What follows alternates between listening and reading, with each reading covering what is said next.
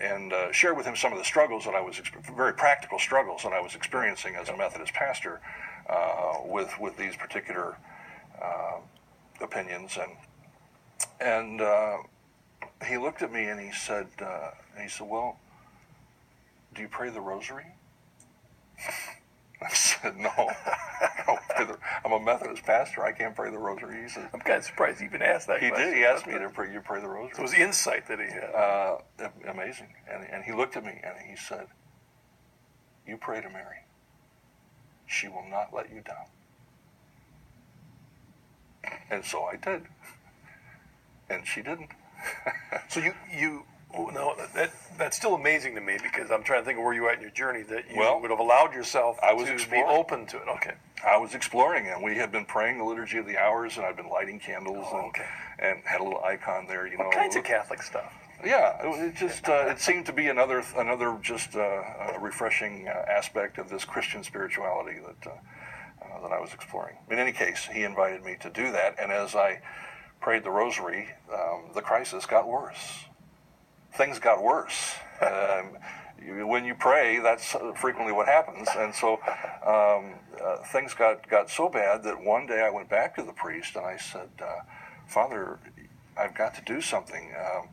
I know that someday I know someday I want to be a Catholic, but my plan is to finish out my career as a Methodist pastor and then retire and become a Catholic, and then it wouldn't matter if my wife joined or not, So my thinking was all confused. Anyway, he saw my predicament, and he didn't pressure me. He didn't encourage me to drop everything and just enter the church. He urged caution and prudence and patience.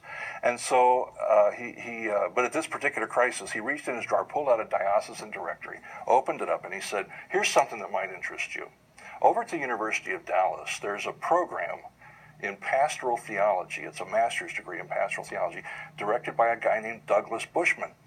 Why don't you go over there and talk to Douglas Bushman? So I drove right from downtown, right up to the University of Dallas, went in. Douglas was in his office. He spent an hour with me talking about where I was in my journey, and he said, well, I'm just now starting a class in ecclesiology that I'm teaching, and you might want to just take that class to further your explorations. And so I said, sure, why not? So I signed up for the course. The perfect class for what you were. And Marcus, that was the conversion moment for me. A course in ecclesiology in this pastoral, which is, for those that don't, the doctrine of the church, what the church teaches about her own nature. And so it was heavily centered on Lumen Gentium, the dogmatic constitution on the church from the documents of Vatican II.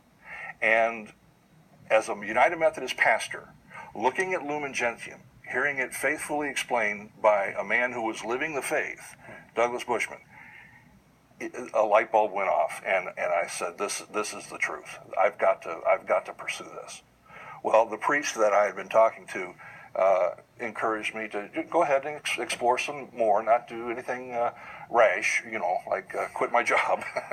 So I continued taking classes. Now, this program was a weekend-based program, so it was difficult for a Methodist pastor to sneak away to take these classes. But I did, and I took the whole program, went through the whole Master of Theological Studies program that is now a part of Ave Maria University that I am now directing, you see. So anyway, I took the program, and my wife was just content to let me do my little exploration of things.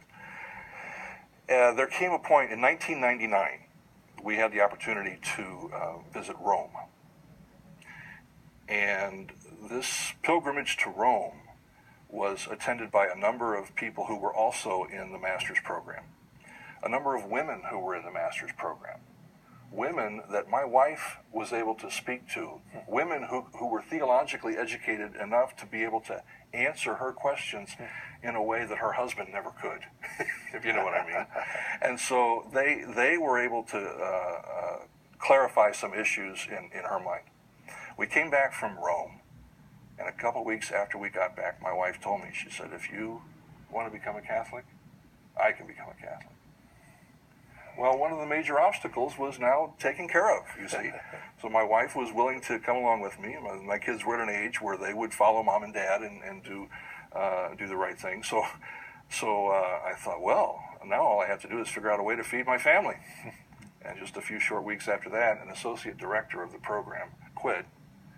Douglas Bushman asked me to join the administrative team, and so that became my opportunity to resign my position in the Methodist Church, go to work for that university, and then become Catholic. On November 14th, 1999, I stopped protesting and became a Catholic.